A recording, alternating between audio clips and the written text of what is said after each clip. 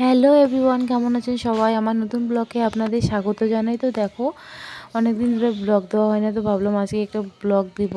তো দেখো, সকাল সকাল উঠে আমি রান্না করেছি, এখানে ভাত রান্না করেছি, ডাল রান্না করেছি, আর এখানে আমি কালকে ছিল পোলট্রি মাংস, আলু দিয়ে রান্না করেছি এটাকে। তো এখানে দেখো, চুলায় আমি রান্না করছি কারণ গ্যাস শেষ। তো এই যে আমি এখানে ডাল বসিয়ে দিয়েছি, ডাল অলরেডি আমার হয়ে গেছে প্রায় সিদ্ধ। তো এখানে আমি এখন বেছে নেব কলমি শাক। কলমি শাক কার কার ভালো লাগে অবশ্যই কমেন্টে জানিও, আমার কিন্তু ভীষণ ভালো লাগে।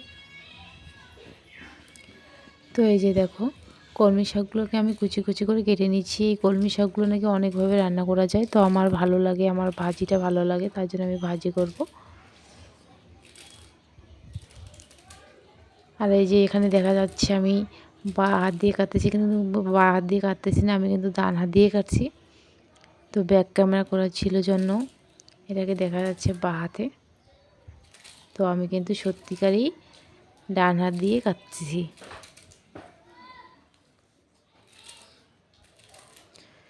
তো দেখো, আমার কাটা প্রায় হয়ে গেছে। আর এদিকে আমার গলার অবস্থা খুবই খারাপ, কারণ শীত পড়ে গেছে। শীতের সময় আমার গলার প্রচণ্ড সমস্যা দেখা দেয়। তো এই যে আমার কাটা হয়ে গেছে, শাক কাটা হয়ে গেছে, তো বাকিগুলো কাটবো না। তো দেখতে দেখতে এখন হয়ে গেছে সন্ধ্যা, আর আমাদের বাড়িতে আজকে একটু কীর্তন হবে। তো এই যে দেখো, এইখানে আমি পঞ্চপ্রদীপ সাজিয়ে দিয়েছি, এই যে তুলসীর টব লাগিয়ে দিয়েছি এখানে। তো এই যে দেখো, চারিদিকে আবির দিয়ে সাজিয়েছি। তো এই যে পঞ্চপ্রদীপ, এখানে একটা পঞ্চপ্রদীপ, এখানে একটা, এই যে বরণডালা এখানে সাজিয়ে দিয়েছি। কেমন লাগলো অবশ্যই কমেন্টে জানিও।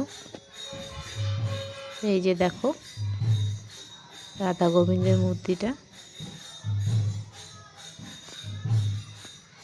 এই যে দেখো কেমন লাগলো অবশ্যই কমেন্টে জানিও। আর আমাদের বাড়ির বাইরে কিন্তু এখন চলে আসছে ওরা, ওখানে গান বাজনা করতেছে, একটু পরে আমাদের বাড়িতে চলে আসবে। তার আগে আমি একটুকে রেডি করিয়ে দিলাম। এখানে দুধ রেখে দিলাম, আর এই যে এখানে মোয়া, যেটা ছাড়া গোবিন্দ পূজা অসম্পূর্ণ, এটা দিতেই হবে মোয়া, খইয়ের, এটা কিন্তু খইয়ের মোয়া আমি বানিয়েছি। তো এই যে আমার অলরেডি এখানে সব কিছু রেডি করানো আছে, তো ওরা শুধু আসবে, জাস্ট এসে গান শুরু করে দেবে। তো দেখো কেমন হয়েছে অবশ্যই কমেন্টে জানিও বন্ধুরা।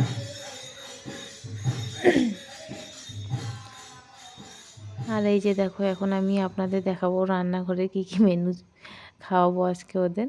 তো এই যে দেখো, এখানে কিন্তু ভাত রান্না করা হচ্ছে, আর ওইদিকে এটাকে ঠাকুরি কালার ডাল, অনেকজনে অনেক রকম নাম বলে, আমি ঠিক জানি না, আমি এটা নামেই জানি। তো এখানে এই যে দেখো, এই হাঁড়িটা কিন্তু অনেক বড়, আর এইখানে আলু কেটে রাখানো আছে। তো ডাল, সবজি হবে, পাঁপড় ভাজা হবে, আর একটা ভাজি হবে, যেহেতু নিরামিষ তরকারি, এগুলো সব কিন্তু নিরামিষ হবে। এই যে আরেকটা গামলা, এখানে কবি কাটা রাখা আছে। তো এই যে দেখো, এখানে সব কিছু রেডি আছে, আর একটা দিদিমা রান্না করতেছে। আর এগুলো সব কিন্তু যারা গোবিন্দর গান করতে আসবে তাদের জন্য। আর এইদিকে আমি ঠাকুর পুজো দিচ্ছি, যেহেতু ওরা বাইরে মন্দিরে এখনও আছে আমাদের বাড়ির উঠানে, তো আমি তাড়াতাড়ি করে এইদিকে ঘরের পুজোটা সেরে নিচ্ছি।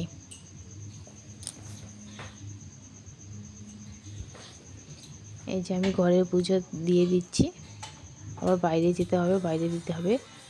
তো অলরেডি বাইরে চলে আসলাম, ওরা চলে আসবে এখনই। তো এইদিকে আমি ওদের বসার জন্য জায়গা করে দিয়েছি। তো এই যে দেখো, এখনই ওরা চলে আসবে।